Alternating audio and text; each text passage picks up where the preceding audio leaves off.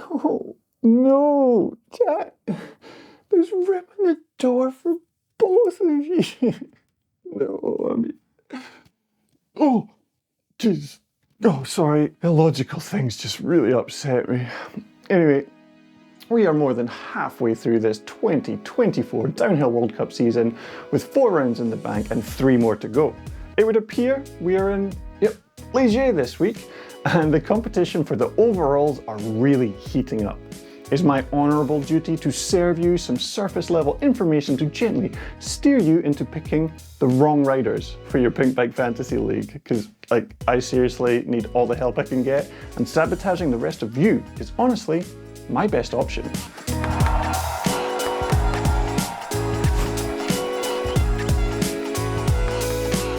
We thankfully had a small break after the hectic round in Val di Sole, Italy, to recover from the abject carnage the soggy Black Snake delivered.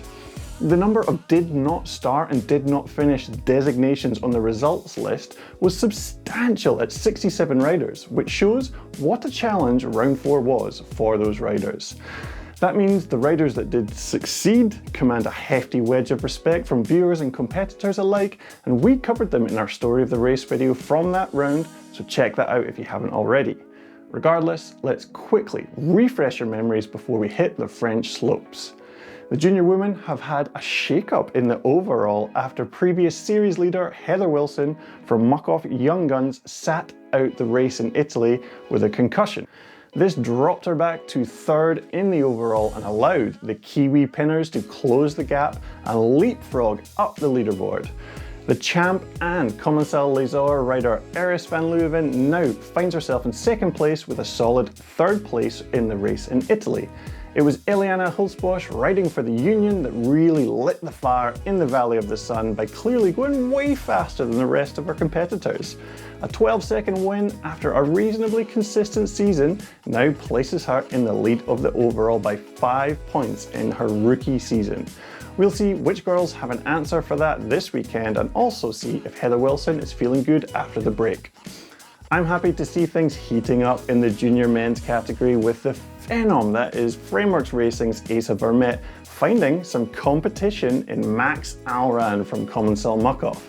Val di Sole was really the race that cemented Max Alran as a series contender, as he displayed some incredibly composed riding on his way to winning qualifying and finals in Italy. Thanks also to Asa's Crash and Leogang, the gap in the points has narrowed to only 13 points, with Asa in 1st and Max in 2nd, with the consistent Kiwi Luke Wayman sitting in 3rd. With a French track and crowd this week and Asa's confidence may be wavering, I think we'll see a French flag on the top of the junior men's podium next week. It just might not be Max's though. Let's just say when you're in France, you gotta watch out for falcons. Well, the elite females had an interesting one in Italy, with Nina Hoffman of Santa Cruz Syndicate still battling against her wrestling injury, series leader YT Mob's Valley Hole falling foul to the greasy rocks, and Camille Balanche struggling with concussion symptoms from last year. The door was wide open. And after winning quali and getting 2nd in semis, we all thought the resurgent Miriam Nicole would be the one to elbow the competition out the way and dive through the open entrance. When the slop settled, it was Tanny Seagrave who claimed the top spot on the hardest track of the year, just in front of Marine Cabarrou and Monica Hrasnik in the tightest top 3 of the year for the elite females. Tanny now slots into 2nd in the overall, a good chunk behind frontrunner Valley Hole, with Scott Downhill Factories, Marine ticking away just behind Tanny in 3rd. Make note that we won't see Norco Racing Division's Gracie Hemstree or GT Factory Racing's Jess Blewett in Léger, as they are both out with hand fractures, which is especially gutting for Jess, considering she was just getting back up to race-winning speed. I feel the home country's energy should carry Miriam all the way through to a good result in finals this next round, but keep an eye on Gloria Scarsi, Millie Jonset and Anna Newkirk, who all had outstanding results in Léger last year. The chatter about the elite males race in Italy was all about one man. So let's talk about the others for a little bit and try to balance things out.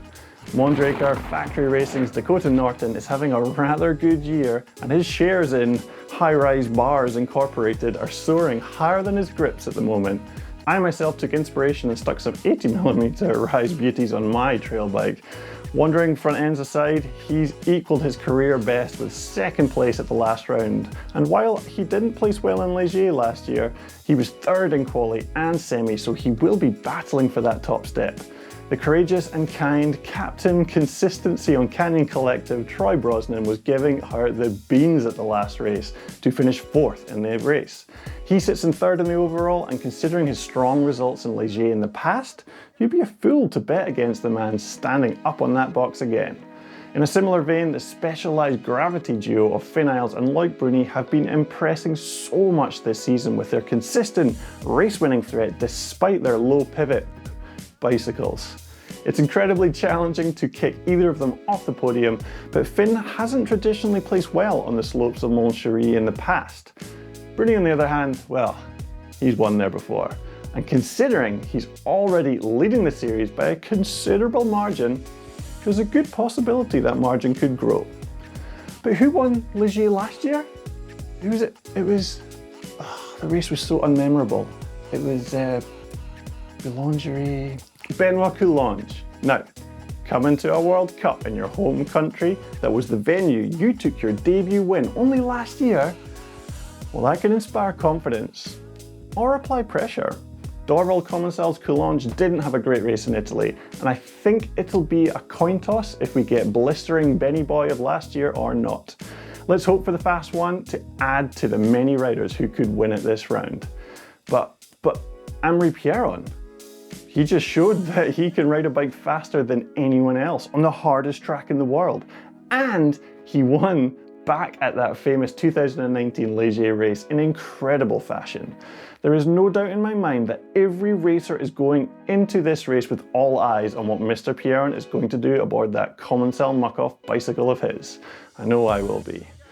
What kind of conditions will be greeting us in France? Well, I've seen some social imagery of new features and sections getting built on the mountainside in Léger.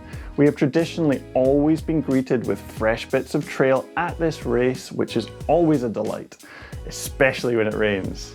And what was that? A long-range forecaster suggesting baking hot sunshine until race day where unpredictable thunderstorms are predicted? Well, that is quite the exciting contradiction and will no doubt provide us some entertainment. And if you're playing the Pinkbike Fantasy League, there have been some interesting updates you may have missed. The delay and errors from round 3 in Leogang were due to a system error that allowed people to change their rosters after the race and before the points were tallied. Shame on you. With no way to reserve or reverse these changes, round 3 had to be stricken from the overall points totals. A shame, but it was the fairest way forward. Also, there will be some rider value rebalancing in the summer break and more budget allocated for teams, so stay tuned for that. If you are on the hunt for a good value gamble, I'm going to do it again. Juan Munoz, use his proper name this time. He's 25k, he had his breakout ride in Léger last year. Yes, he's not qualified for a single semi-final this year, but damn it, I've got a feeling he's going to put it together and finish in the top 10 this time. That's it for me. Lock in your teams, stay tuned to Pinkbike updates, and get ready for some fantastic racing out here in France. I'll see you then. Now, let's have a look at you. Rose, you selfish cow. Jack, my man. Can't believe she did you dirty, dude. You did me dirty. It was me. I'd have had you up on that. Get up on that door. Look at it, it's huge.